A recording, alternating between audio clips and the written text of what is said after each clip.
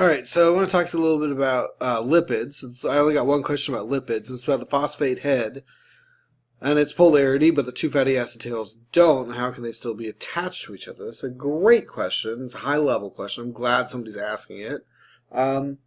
So what I want to do is really kind of talk to you about the structure. So I'm going to go back into JMOL. Excuse me, I'm not going to go into JMOL. I'm going to go back into this drawing program. And what I've done is taken an image out of JMOL that I designed. This is a phospholipid. And so the grays again are carbons, the whites are hydrogens, the reds are oxygens, the orange is a phosphorus. And so this phosphorus with all these oxygens is called a phosphate group, which you're familiar with ATP, adenosine triphosphate. It's got 3 of these phosphate groups. And then this is other thing sitting on top of it that has this blue sphere in it. That's a nitrogen. So actually this phospholipid has a nitrogen. So I wasn't 100% honest and clear with you that phospholipids don't have, that they might not have a nitrogen, right? So, but for the most part they don't, and so we don't want to overcomplicate our understanding yet. So we're going to keep it kind of straightforward.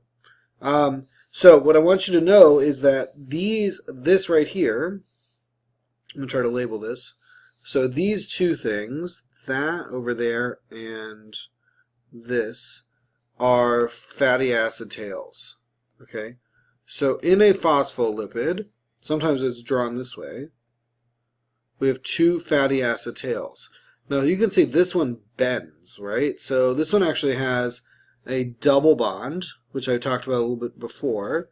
I'm going to draw this in black on top here.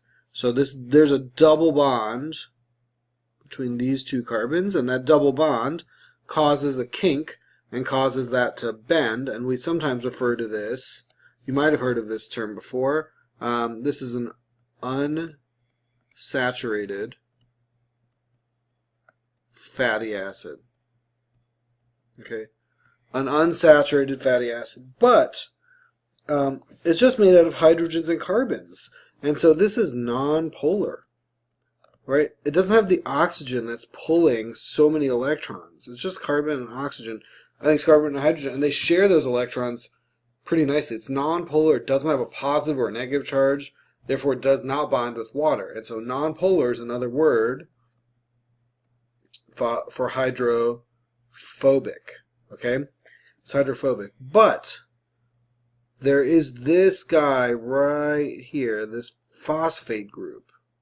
Right? So this well, there's another component here that we're going to label as a glycerol. Glycerol.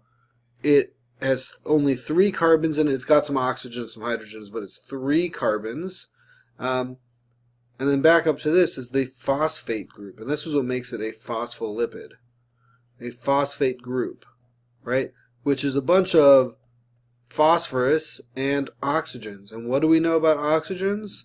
They hold on to electrons, right? They hold electrons. So what charge will they have? They'll have a negative charge, right? So that negative charge that lives up here, because of the phosphate group, is going to create hydrogen bonds with the positive end of water, the positive hydrogens of water. Okay? And that's really what makes the phospholipid polar on one end and non-polar on the other. And all it is that's connecting all these atoms are covalent bonds. It's just sharing of electrons. And that's how they can sit together, even though they have different chemical properties. Okay? I hope that answers that question about lipids and phospholipids.